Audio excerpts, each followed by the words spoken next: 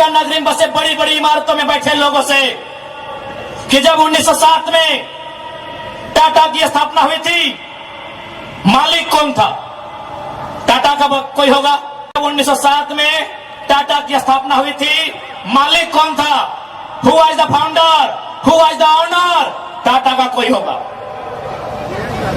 नौसेरे भाई टाटा या जो भी उनका नाम है। आज 115 साल बीत चुके हैं। आज टाटा का मालिक कौन है?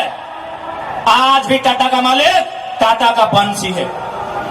100 साल पहले टाटा ने पूंजी का इन्वेस्ट किया था, आज 100 साल बाद भी टाटा का मालिक टाटा का वंशज है। लेकिन एक सवाल होगा मेरा, 100 साल पहले जिन कुर्मियों ने, जिन संथालियों ने, जिन हो ने, जिन गोड़ाई ने, जिन धीवर ने, जिन अल्पसंख्यक ने टाटा में जमीन दिया था, आज उस परिवार के पास क्या नौकरी है? आज हम सवाल करेंगे। अरे आपने पूंजी लगाया, 100 साल बाद आप मालिक है। हमने भी पूंजी दिया है। पूंजी 2 प्रकार की होती है इंपॉर्टेंट, एक जमीन, दूसरा अर्थ। अर्थ आपका, मालिक आज आप है, जमीन हमारी, हम कहां है ये सवाल करेंगे। ये कैसा देश है जो कहते हैं ये गांधी का देश है, ये किसानों का देश है? गांधी जी कहते थे कि किसानों की आत्मा बसती है गांव में, तो आज कहां है गांव? आज कहां है किसान? केवल पूंजीवादी का हावी, आज चारों तरफ केवल कैपिटलिज्म के लोगों का दबदबा।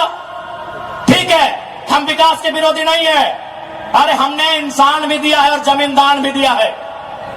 हमने इंसान के रूप में कभी बिरसा भगवान को दिया, कभी भागीरथ मांझी, कभी तिलका मांझी को दिया, तो कभी निर्मल महतो, तो कभी सुनील महतो जैसे शेर को हमने दिया। और जमीन की बात कीजिएगा तो जहां तक टाटा की नजर जाएगी वो जमीन सारी की सारी हमारी है। क्या नहीं दिया हमने विकास के नाम पे? विकास के नाम पे हमारा कत्ल हुआ, विकास के नाम पे हमारा गांव उजाड़ा गया, विकास के नाम पे हमको लूटा गया। और आज अगर हम सवाल करेंगे तो आप हमें उग्रवादी जैसे शब्दों से नवाजेंगे। तो आज ये बात जान लीजिए, भले आज ये आपका समय है क्योंकि प्रधानमंत्री आपके हैं। सही बात है, किसानों के प्रधानमंत्री नहीं है। भले आप भावनाओं में वोट देते हैं, आज फिर किसान आंदोलन कर रहा है, किसान 700 मर चुके हैं। ये किसानों के प्रधानमंत्री नहीं है। अगर ये किसानों के प्रधानमंत्री होते तो एक रूल बनाते हैं। 1984 तक टाटा ने जो 15,000 एकड़ जमीन का अधिग्रहण किया है, उसमें मात्र 3,000 एकड़ में प्रोडक्शन का काम हुआ है। मात्र 3,000 एकड़ में कंपनी का एस्टेब्लिशमेंट किया गया है। यदि ये देश और ये वर्तमान के प्रधानमंत्री अगर किसानों के होते तो एक फरमान जारी करते कि बाकी जो आपके पास 12,000 एकड़ बचा है उसे पोल्ट्री फार्म खोलना है क्या? उसे पोल्ट्री फार्म खोलना है? जी नहीं, रियल एस्टेट को बेचना है। हमारी जमीनें टाटा डिसाइड करेंगे रियल एस्टेट को बेचना है। इसलिए अगर सच में ये किसानों के प्रधानमंत्री होते तो एक नियम बनाते, और ये नियम है भी, बकायदा न्यायालय में चर्चा हो चुका है कि यदि किसी कंपनी ने जमीन लिया है और उस जमीन पे काम नहीं हुआ है तो रैयत को वापस लौटाना चाहिए।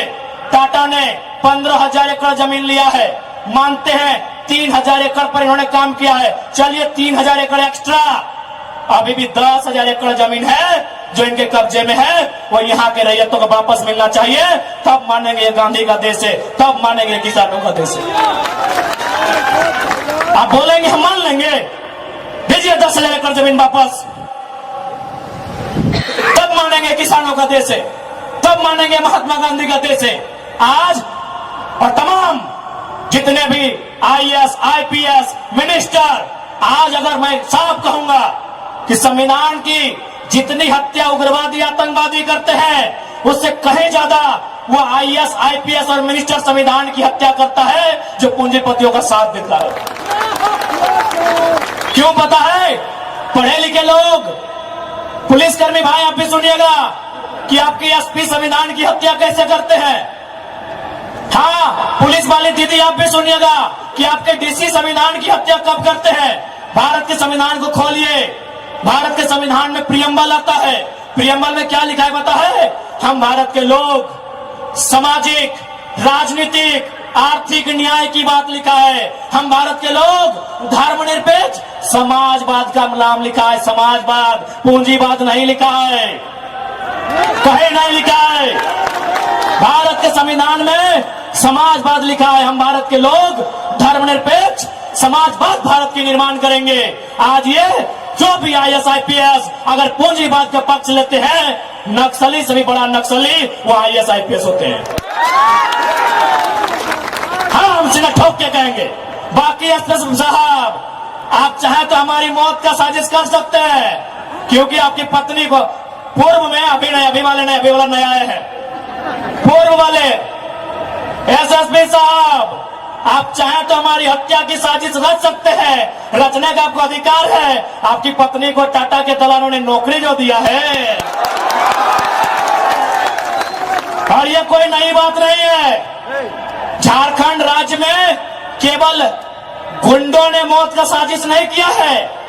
बगोदर के एक विधायक थे, नाम अगर आप नहीं जानते तो सुन लीजिए, कॉमरेड महेंद्र सिंह, उनकी हत्या में एसपी का हाथ था। सीना ठोक के कहते हैं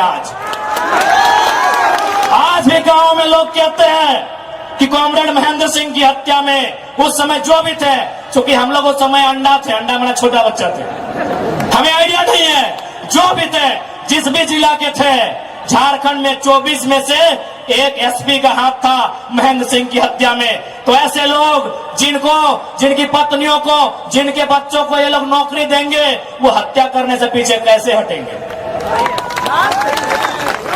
तो सुन लीजिए महोदय, चूंकि आपकी योग्यता का हम सम्मान करते हैं, आपकी प्रतिभा का सम्मान करते हैं, आपकी एजुकेशन का सम्मान करते हैं, लेकिन एक बात कहेंगे, हम गरीब लोग हैं, बद्दुआ नहीं देते हैं, लेकिन हमारे दिल से एक हाय निकलती है।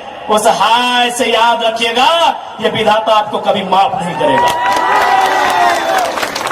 अरे भाई, अगर हिम्मत नहीं है तो काहे गर्व से बोलते हैं कि IAS IPS बन के आए हैं?